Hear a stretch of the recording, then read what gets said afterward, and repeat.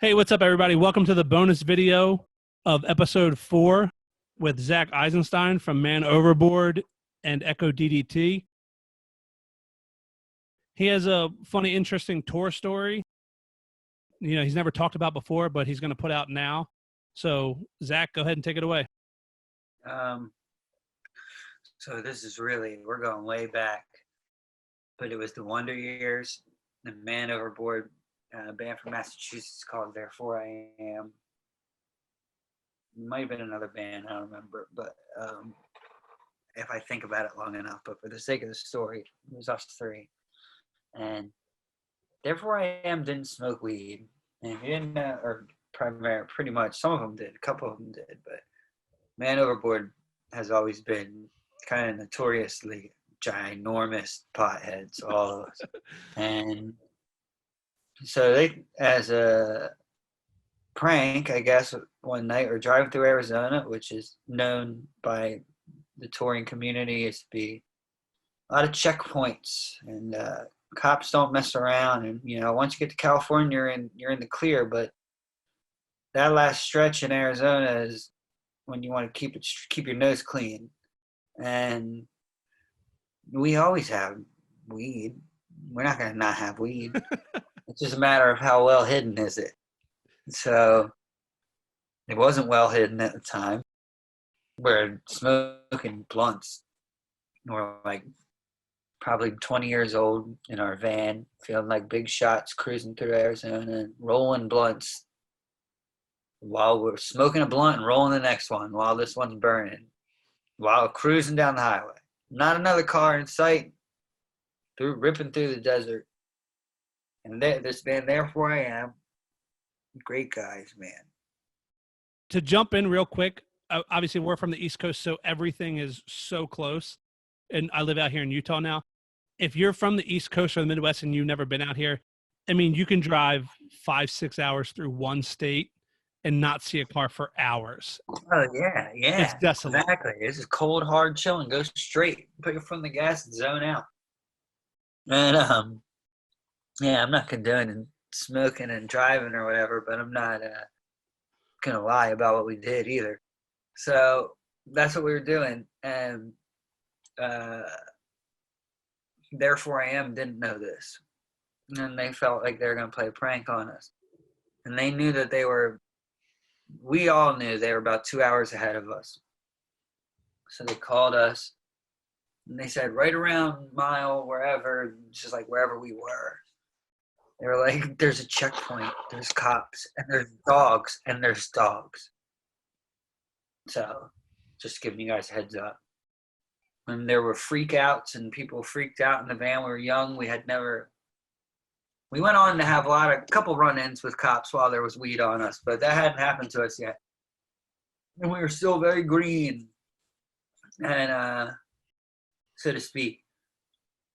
And the decision was made to throw an ounce out the window. What year is this? Like 09 or 8. Okay, so this is way before any real legalization or real accessibility in any states. And we're in a state where it's very illegal. Arizona, they'll mess you up. You know what I mean? Yeah. So we threw it out the window. And then we were like, well, that sucks, but you know, we did the right thing. And then they called us and they're like, ha, ha, ha. Or maybe we called them and we're like, where's the cops? Or like whatever. But they were kidding.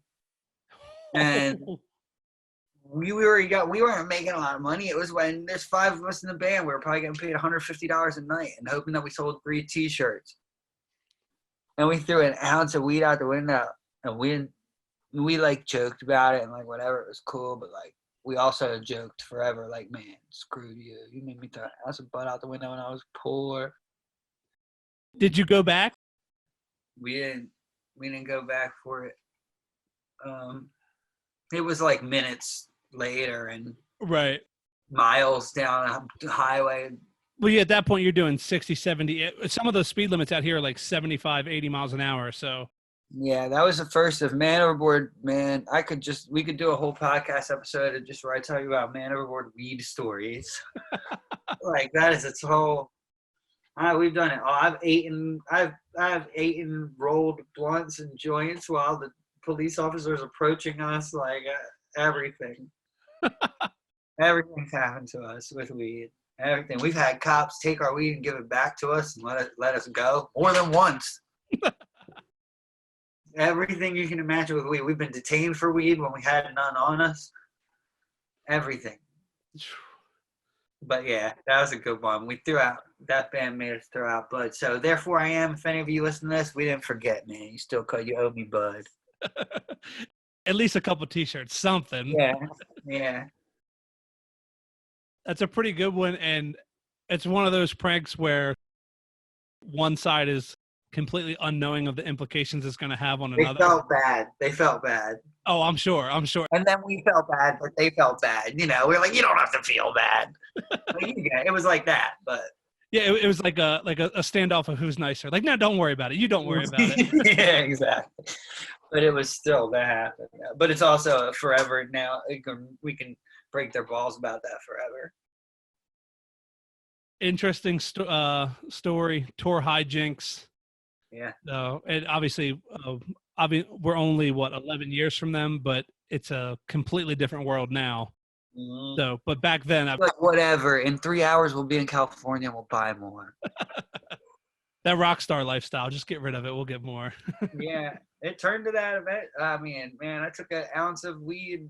Here's like a double bonus story. I took an ounce of weed one time by accident through customs onto an airplane, and customs never found it.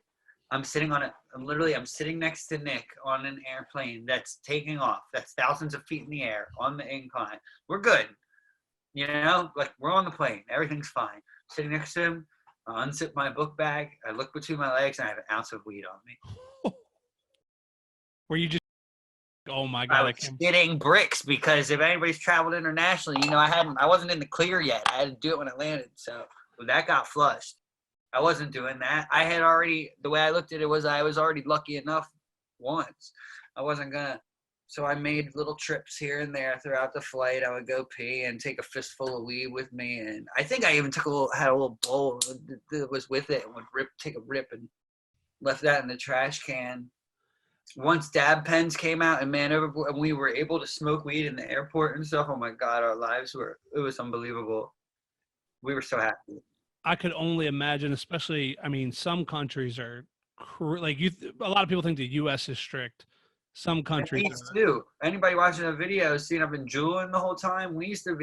There's a lot of cigarette smoking in Man Overboard too, and we were very bad at the airport for that reason. We were cranky. We wanted nicotine and we wanted weed.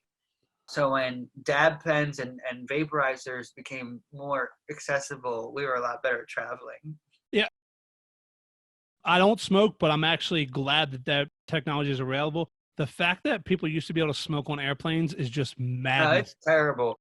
Even when we all smoked, there was a point where 4 out of 5 people at Man Overboard smoked cigarettes. And even in those times, you didn't smoke in the van. Right. Maybe with the door open while it was stopped, like leaning towards it, but that was it. That was close. Or if you were driving or in the passenger seat and it was very late at night and you were just like, fuck you. Like, I'm sorry, but like, I'm awake. You're not. I'm doing it. You know what I mean? Yeah. When you look and see those pictures and videos from like the 70s and 80s where people were smoking on airplanes, like lunatics, like that is insane. Mm-hmm. So we'll wrap the story here, and then maybe down the road we'll get some more tour hijinks stories from Man Overboard. Like I said, we could do a whole thing on that one day. We'll have to revisit that for everybody listening. If you're interested, let us know. Once again, Zach, I appreciate it. Anybody that's listening, make sure obviously, if you don't know Man Overboard, get familiar. And all the new works from EchoDDT, go check it out, stream it, watch the videos, like it, subscribe to his channel. Like this video, subscribe to this channel. Let us know what your favorite songs are. Follow all the socials everywhere. And we just appreciate the support. Follow us. Yeah, follow us, whether it's one listener or a million listeners. Thanks for doing it. And again, Zach, thanks for being on. Thanks for having me, dude. Really, I had a great time. It was awesome. I appreciate it.